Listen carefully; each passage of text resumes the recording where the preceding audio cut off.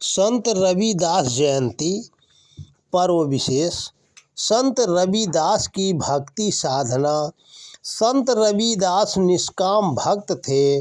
भगवत प्रेम के अलावा उनके मन में कोई अन्य अभिलाषा नहीं थी।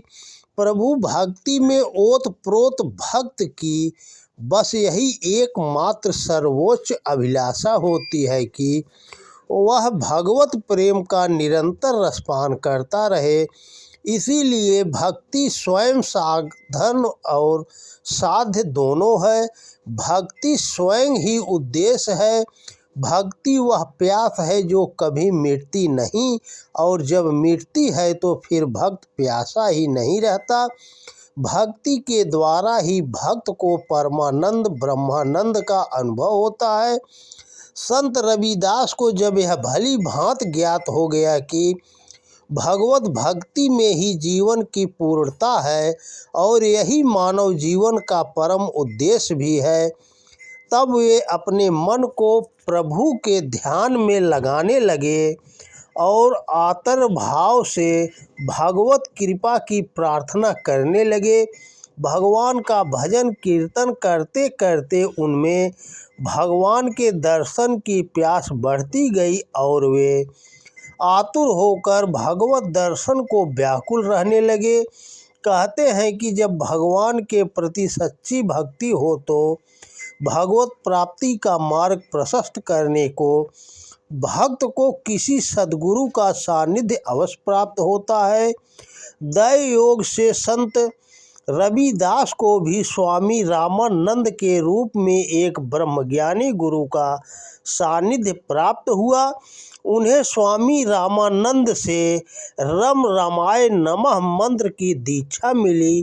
तभी से वे राम जानकी की पूजा अर्चना करने लगे। कभी कभी वे भाव विह्वल होकर राम जानकी मंदिर की मूर्ति के सामने नाचे गाने लगते। ध्यान भजन कीर्तन पूजन के साथ साथ नित्य सत्संग का क्रम भी चलता था।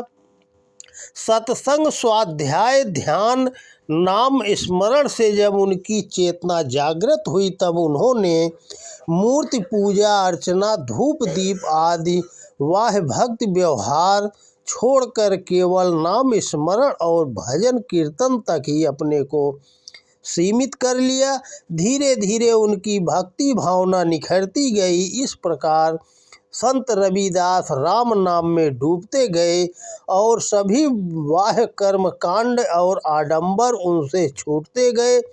नाम स्मरण और सत्संग ही उनकी साधना के आधार रह गए थे। वे नित्य परमात्मा के समीप की खोज कर रहे थे। वे प्रभु से प्रार्थना करते कि मेरी संगति खोटी है और मेरे कर्म खोटे हैं, मुझे तेरी संगति चाहिए।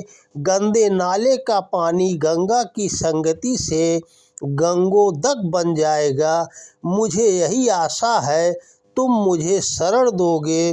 तुम पतित पावन हो, तुम्हारी महिमा पापों का हरण करती है। अगर पाप नहीं होते तो आप भला फिर क्या नष्ट करते।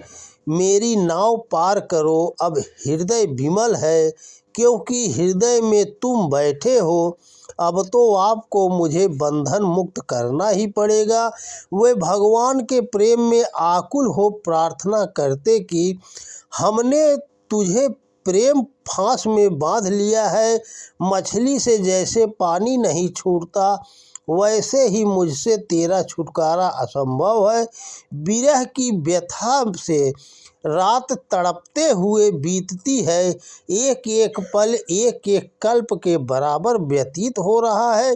इस प्रकार उनकी विरह वेदना बढ़ती गई और उनका नाम स्मरण अजपा मूक होकर भाव भक्ति में परिवर्तित होता गया। परमात्मा का गुणगान अब परमात्मा के ध्यान में बदल गया। वे धीरे धीरे सर्वव्यापक सर्वज्ञ सर्वशक्तिमान पर ब्रह्म में आत्मलीन होते गए। अब उन्हें सत्य के प्रकाश की ज्योति दिखाई देने लगी थी। और वे हर वस्तु में परमात्मा के दर्शन करने लगे थे। सर्वव्यापी परमात्मा उन्हें अपने भीतर ही प्रकट होता दिखाई देने लगा, जिसे वे देख सकते थे, छू सकते थे और अनुभव कर सकते थे।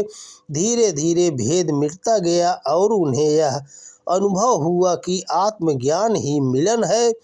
भ्रम मिटते ही वे अपने में समाते गए, उनकी भटकन मिटती गई। प्रभु को पाकर उनकी परम प्यास मिट गई, वे स्थिर हो गए। वे वेद से वेदांत, इष्ट से ब्रह्म तक या सत्य तक पहुँच गए। माया मिट गई। जो सत्य उन्हें प्राप्त हुआ था या जिस सत्य को वह प्राप्त हो गए, वह उन्हें हर जगह दिखाई देने लगा। सचमुच जो ब्रह्म को जान लेता है वह ब्रह्म के समान ही हो जाता है। संत रविदास को ब्रह्म की अनुभूति हो चुकी थी। इस प्रकार सर्वव्यापी चेतना से आत्मसात होने के कारण वे सब में स्वयं को और स्वयं में सबको देखने लगे थे। वे सगुण साकार से निर्गुण निराकार में पुजारी हो चुके थे। उनकी साधना भाव भक्ति में परिवर्तित हो गई और वे सत्य के सागर में समा गए। वे अब संत और गुरु के रूप में दूसरे जीवों को चेतना देने के लिए एक दीपक का काम करने लगे थे। वे जन जन के बीच ज्ञान का अलख जगाने लगे थे।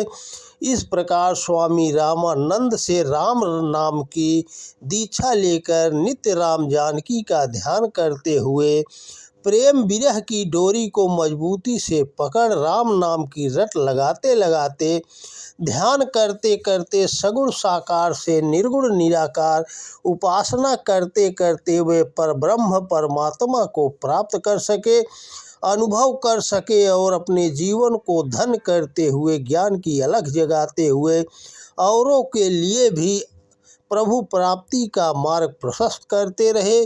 वे आजीवन भजन कीर्तन एवं सत्संग करते रहे। दैनिक परिश्रम से वे जो भी मिलता उसी से अपने परिवार का भरण पोषण करते थे। साधु सेवा करते रहे। किसी साधु को नंगे पैर देखकर वे उन्हें निःशुल्क जूता दे दिया करते। धीरे धीरे उनकी ख्याति चहुओर फैलने लगी। लोग उनके दर्शन और सत्संग को आने लगे। मीरा जैसी साधिका साध्वी इनकी शिष्या बन गई। तो दोस्तों नमस्कार।